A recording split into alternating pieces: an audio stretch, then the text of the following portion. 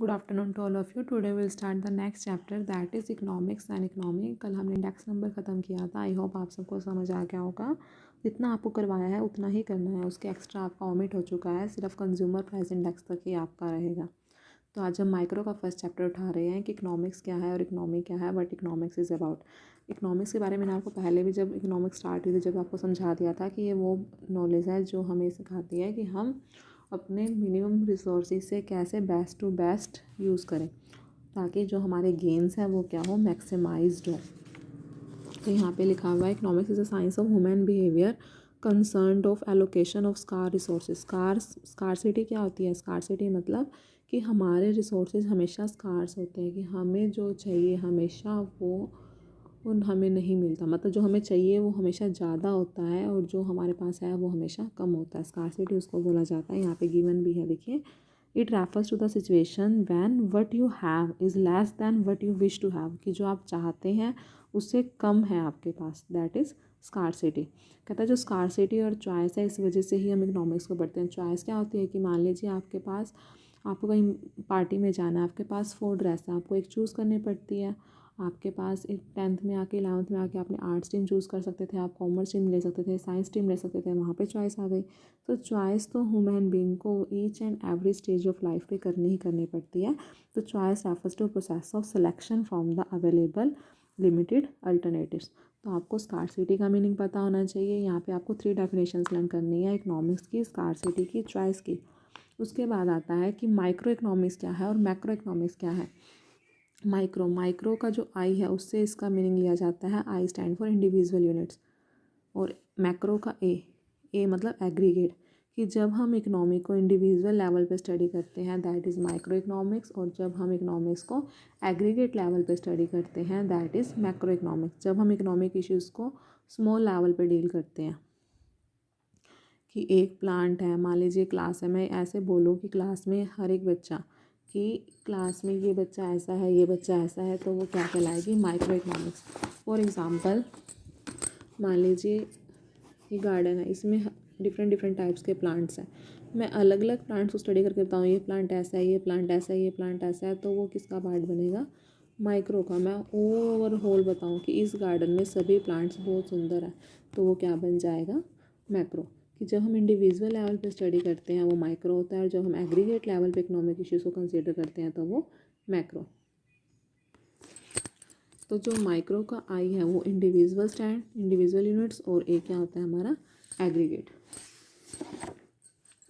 तो जब when we studies the economic issues, economic activities of individual units और deals with the aggregate at the level of the economy, तो वो क्या बन जाता है हमारा? Macro economics. उसके बाद आता है डिफरेंस माइक्रो इकोनॉमिक्स और मैक्रो इकोनॉमिक्स का। फर्स्ट पॉइंट इसमें काफ़ी अलग लिखा हुआ है, मैं आपको अलग से नोट्स में सेंड कर दूँगी। माइक्रो और मैक्रो का डिफरेंस आप वहीं से प्रिपेयर करेंगे। देखिए माइक्रो और मैक्रो में एक आपको ये समझा दिया है कि एक इंडिविजुअल यूनिट डील करता है और एक एग्रीगेट लेवल पर डील करता है। जो माइक्रो इकोनॉमिक्स है इसके अंदर चैप्टर्स इसी टाइप के हैं कि एक फर्म का आउटपुट कैसे डिटरमाइन होता है। मतलब इसको आप सिंपल लर्न करेंगे। माइक्रो इकोनॉमिक्स को थ्योरी ऑफ प्राइस भी कहा जाता है और मैक्रो इकोनॉमिक्स को theory of income and employment कहा जाता है। जब हम माइक्रो इकोनॉमिक्स पढ़ते हैं, when we study microeconomics macro remain constant, और when we study macroeconomics then micro remains constant।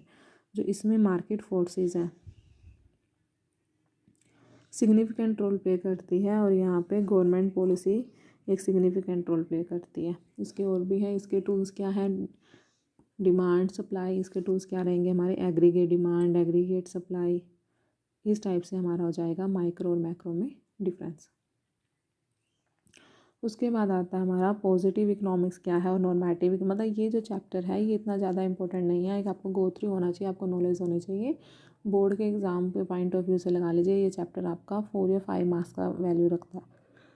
तो आपकी डिफरेंस हो जाती है 1 मार्क्स में, डेफिनेशंस आ जाती है। जैसे माइक्रो मैक्रो का डिफरेंस आ गया। पॉजिटिव इकोनॉमिक्स क्या है? पॉजिटिव इकोनॉमिक्स क्या कहती है? जो डील्स इकोनॉमिक इश्यूज़ को डील करता है पास्ट प्रेजेंट और मतलब जो एक्चुअल में डील करता है कि ये चीज़ हुई है,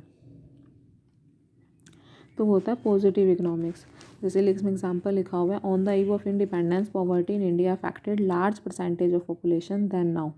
मतलब ये ट्रू फैक्ट्स होते हैं। और जो नॉर्मेटिव होते हैं वो चीज़ की ये चीज़ होनी चाहिए, बट ऑट टू बी।